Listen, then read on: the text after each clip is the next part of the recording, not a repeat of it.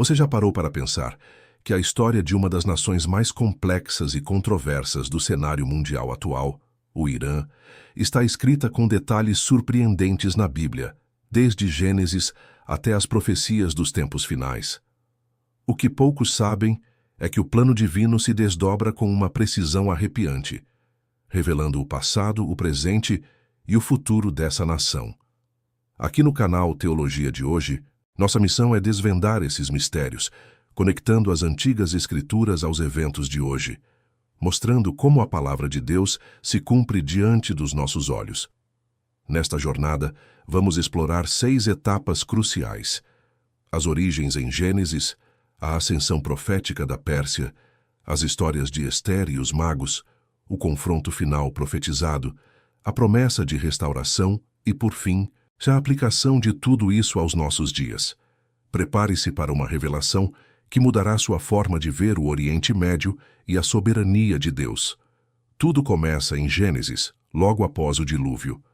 Noé e seus filhos repovoam a terra, e é no capítulo 10 que encontramos a Tabela das Nações, um mapa genealógico que detalha a origem dos povos.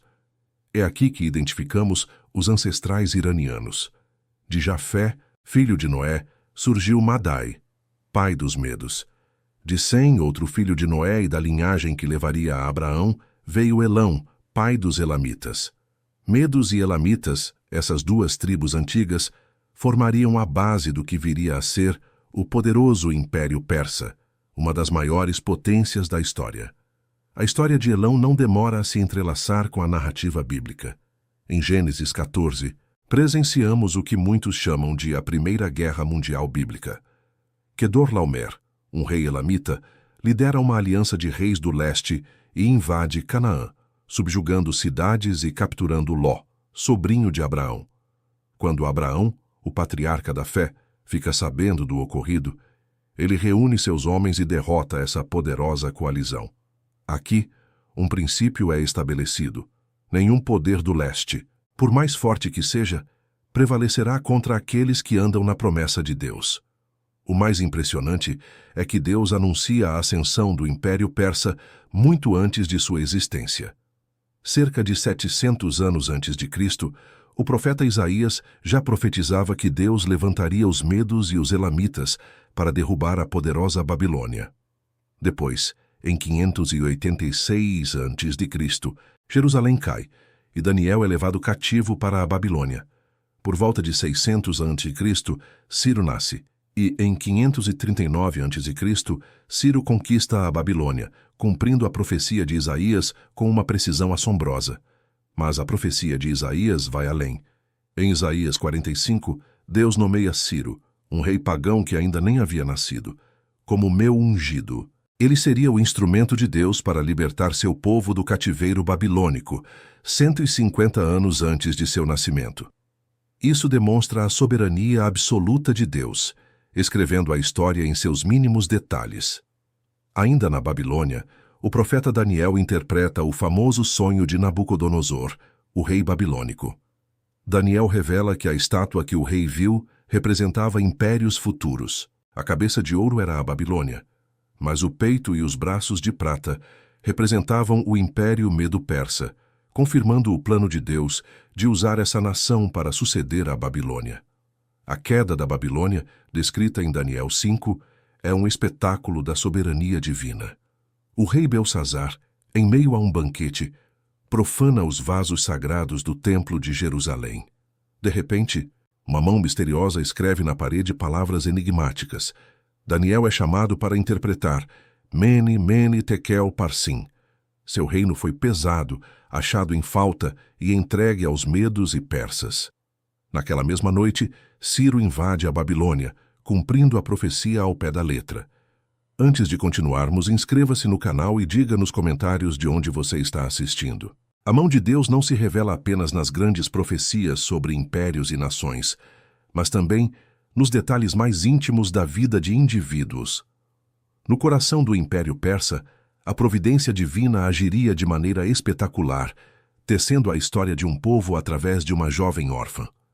Estamos falando da história de Ester, uma jovem judia exilada na Pérsia, que se vê elevada à posição de rainha do vasto império. Sua ascensão não foi acaso. Um plano maligno, arquitetado por Amã, um dos oficiais mais influentes do rei persa, ameaçava aniquilar todo o povo judeu que vivia no império. Os judeus seriam massacrados em um único dia. Mas Deus tinha outros planos. Mordecai, primo e tutor de Ester, a confronta com uma pergunta que ecoa através dos séculos. Quem sabe se não foi para um tempo como este que você chegou à posição de rainha? Ester, arriscando a própria vida ao se apresentar ao rei sem ser chamada, intercede por seu povo.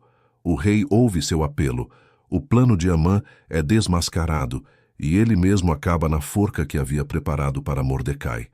Assim, a Pérsia, que inicialmente poderia ter sido o carrasco do povo de Deus, tornou-se, por meio de Ester, sua protetora.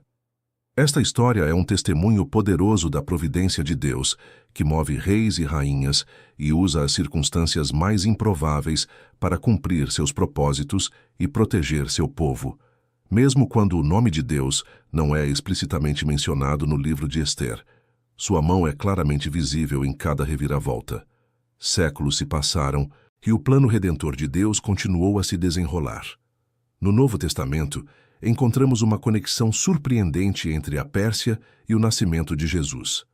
Os magos do Oriente, sábios vindos de terras leste de Israel, que muitos estudiosos acreditam serem da antiga Pérsia, foram os primeiros não-judeus a adorar o Messias recém-nascido. Eles eram conhecidos como Magoi, uma casta de sacerdotes e astrólogos persas.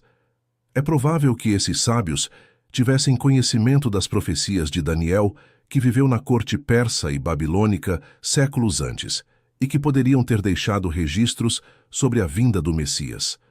A estrela que eles seguiram não era apenas um fenômeno astronômico, era um sinal divino que os guiou àquele que representaria a salvação para todos os povos, incluindo os persas.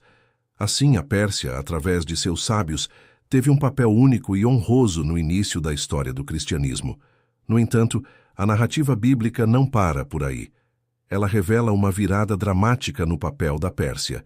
De libertador e protetor do povo de Deus, a Bíblia profetiza que, nos tempos do fim, a Pérsia se tornará um dos principais adversários de Israel. Esta mudança radical está detalhada no livro do profeta Ezequiel, capítulo 38.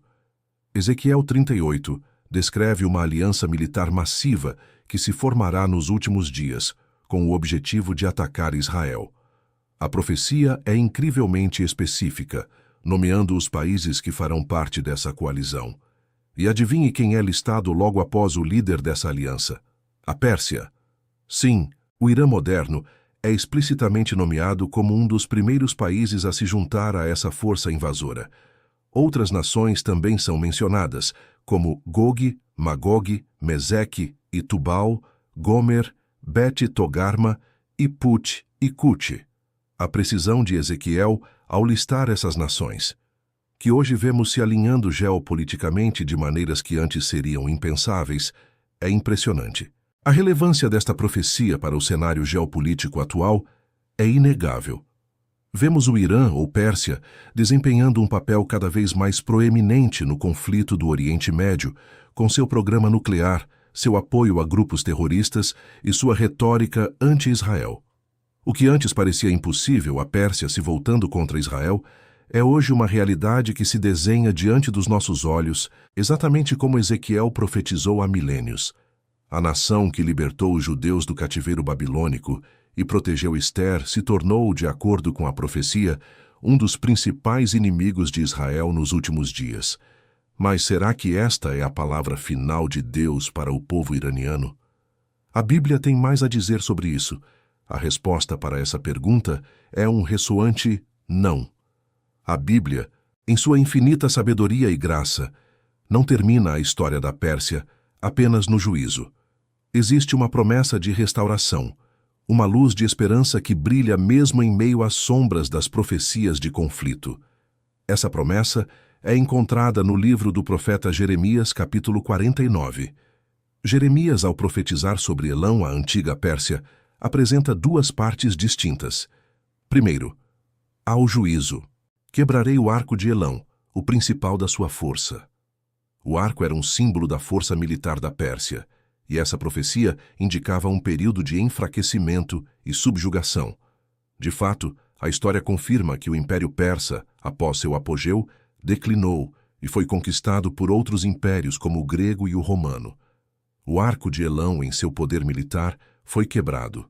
No entanto, Jeremias não para por aí. Imediatamente após a profecia de juízo, ele acrescenta uma promessa de graça e restauração. Mas nos últimos dias restaurarei a sorte de Elão, diz o Senhor. Essa é uma das mais belas e menos conhecidas profecias da Bíblia sobre o povo iraniano. Ela significa que, embora haja um juízo contra o sistema de poder que se opõe a Deus e a Israel, existe uma redenção e um plano de restauração para o povo de Elão, para o povo iraniano. Deus tem um plano para eles, um plano que vai além do conflito e do juízo. Esta promessa de restauração nos leva a uma profunda aplicação para os dias atuais. A história que percorremos desde Gênesis até Jeremias não é apenas um registro de eventos passados ou futuros. Ela é um mapa, uma lente através da qual podemos ler os sinais dos tempos. Para aqueles que creem, os eventos geopolíticos que testemunhamos no cenário mundial não são meros acidentes ou resultados de forças aleatórias. Eles são capítulos de uma história que já foi escrita, um desdobramento do plano soberano de Deus.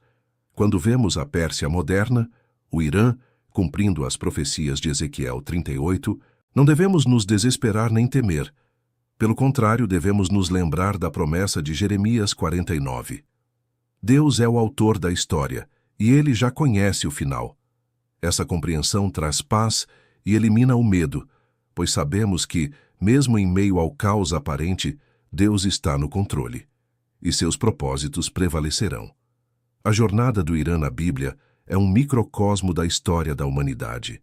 Começa com raízes profundas na tabela das nações em Gênesis, mostra como Deus usa uma nação pagã como instrumento de libertação e proteção para seu povo, e depois a vê se tornar um adversário nos tempos finais. Mas, acima de tudo, culmina em uma promessa de restauração e redenção. É um lembrete de que a misericórdia de Deus alcança todos os povos e nações. Não importa quão sombrio o cenário possa parecer, a palavra final de Deus é sempre de esperança e redenção para aqueles que o buscam. É por isso que o canal Teologia de Hoje existe. Mais do que um canal, somos um ministério dedicado a ensinar a palavra de Deus de forma clara e acessível. Nossa meta é que mais pessoas possam entender esse plano divino, essa história que está se desenrolando diante de nossos olhos, gratuitamente. Queremos equipar você com o conhecimento para discernir os tempos e viver com esperança em meio a um mundo em constante mudança. A história se cumpre, e o desfecho está garantido nas mãos de Deus. Que essa verdade traga paz ao seu coração e fortaleça a sua fé. Se você foi abençoado por este estudo, por favor, compartilhe-o com seus amigos e familiares. Curta, inscreva-se no canal e considere apoiar nosso ministério para que possamos continuar a trazer mais estudos como este. Juntos, podemos espalhar a verdade e a esperança da palavra de Deus. Fique ligado para o nosso próximo estudo, onde mergulharemos ainda mais nas profundezas das Escrituras. Que Deus o abençoe.